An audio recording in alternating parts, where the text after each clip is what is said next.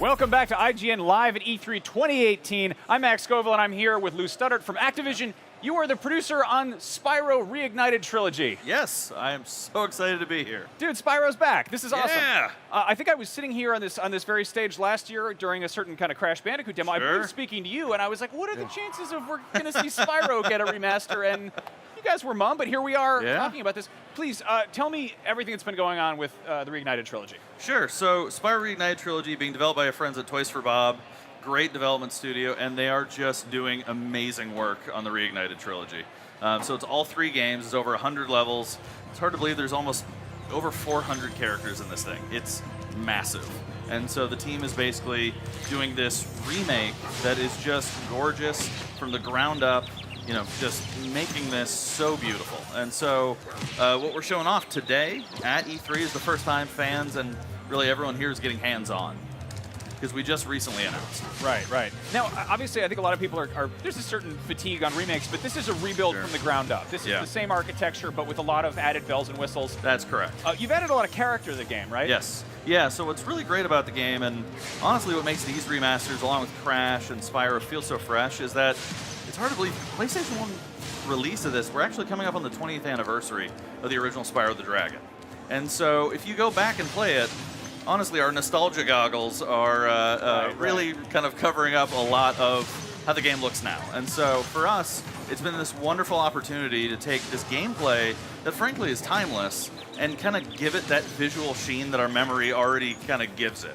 And so what's nice is that this game, honestly, those originals, were pushing the PlayStation 1 so far because they were one of the first open world games really to frankly exist. Right. So if you go back and look at it, the visuals, you know, that the team made back then, you know, were at service to making these open worlds. And so now we're actually being able to go through and add that life, add that personality on top of what is already this phenomenal gameplay.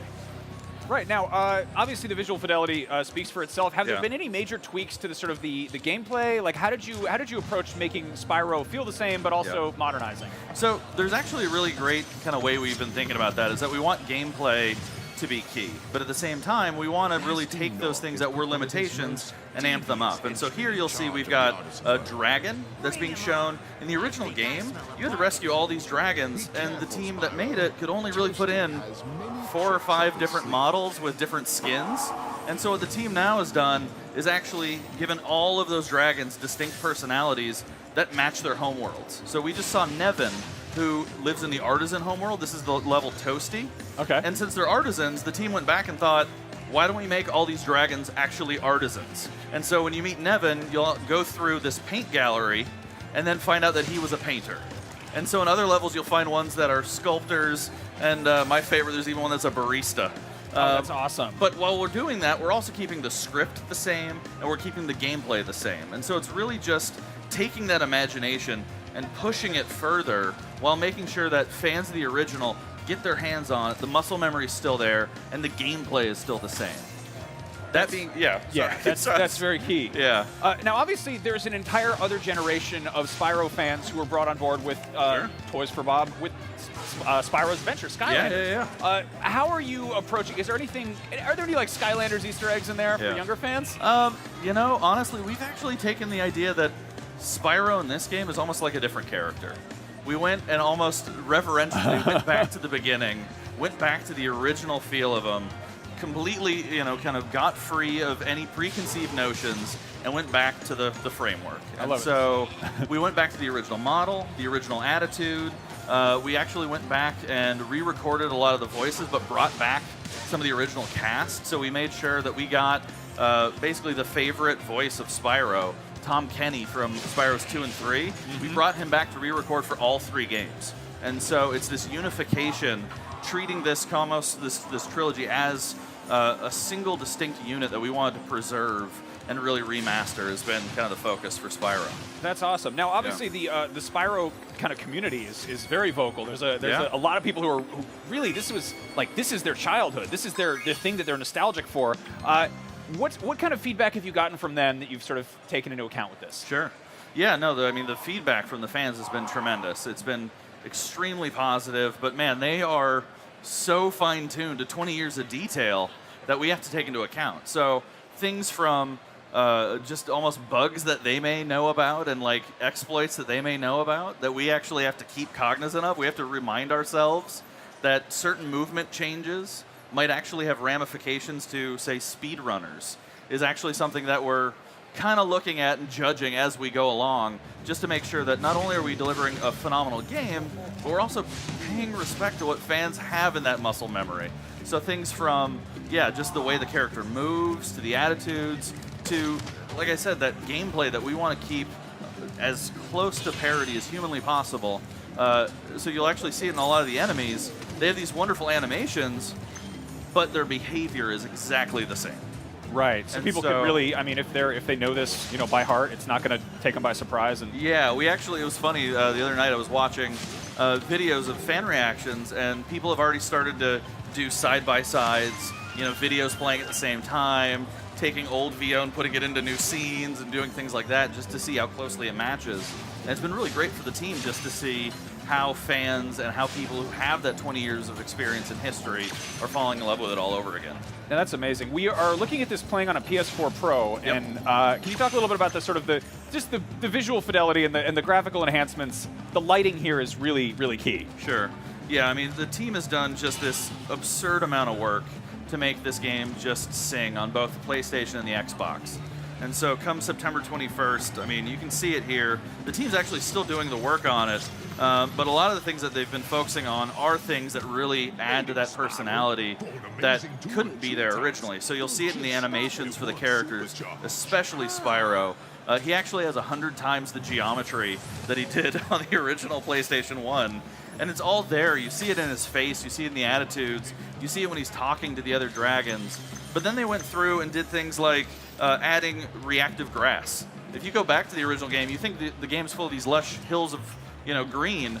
They're flat plains of just green texture. And so they went in, added reactive grass. You can see it move as Spyro walks through it. You can actually roll through the grass, which I think is hilarious. You can singe it with your flame breath, so you'll actually see it react.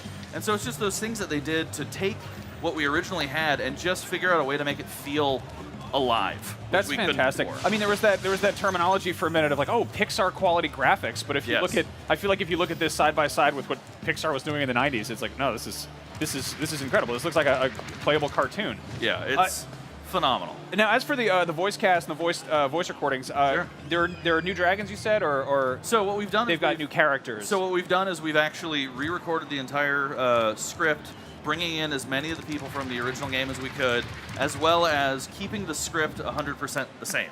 And so what we've done is we've taken these kind of characters, so the dragons, for instance, them being artisans in the artisan homeworld, and figuring out ways for the actors to take that as inspiration for how they speak and how they gesticulate and how they have bigger personalities while still remaining true to the original script. Right. And so it's things that help our animators, things that you saw with, say, Nevin in the Toasty homeworld. Now he has a painter's palette, a really awesome beret, and he can gesticulate more and give so much personality, even in these short snippets where you're talking to these dragons. Are there any familiar voice actors showing up in the cast in addition to Tom Kenny? So we're talking about Tom Kenny today, but we'll have more to reveal in the future. Tell us a little bit about the music. We can't really hear it over here over the Jim V3, but... Yeah, no, the music's awesome. So what we've done is we've actually taken Stuart Copeland's original score for all 3 games and have been working on remastering them. And the big thing that we're doing with remastering is making it really dynamic to gameplay. So in the original games, just kind of play. But now what we've done is we've done it so that it has dynamic reactions to what's going on in the game itself. So when you're inside, they can pull out some of the instrumentation so it feels quieter, versus if you get to a boss fight, layering in some of the percussion, layering in some of the additional sound to really make it more lively. And so it's still the same songs that you remember, but now they're reacting to your gameplay like never before. My favorite is actually when you run as Spyro, we add in some subtle drum beats to as actual gallop. And so you'll hear it when you're playing, it adding this drum beat to the music to really sync up the gameplay with the musical presentation in the game. Nice. Now, with the obviously, I hate to keep comparing this to Crash. That's but, fine. It bears comparison. They added, was it Crash's sister was playable? Sure. Would it be fair for fans to expect maybe an additional playable character, or maybe some kind of surprise in that vein with Spyro? So we're only talking about the levels that we're showing off this E3 right now, but we'll see how it goes. You've got, like 100 levels to Yeah, show off. we've only got 100+ levels to get through, and a lot to show in the next, just a few months before September when we come out. Now, a little bit of insight. I remember when when Toys for Bob was first working on the Skylanders games. Everyone was like, "Oh, look, Spyro's back. That's cool." Sure. What was at what point did kind of internally did people start rumbling about remastering Spyro? Yeah. I mean, honestly, it's been something that they've really loved with the character, right? I mean, Spyro has been a foundation for the team for so many years now that it's always been kind of in the back of the mind. And I think, our own initiative, our own seeing of how Crash is doing, our own love for the character, and just wanting to see what we can do with these original games. So what we've done is really just kind of put all of our heart and studio effort into making this game.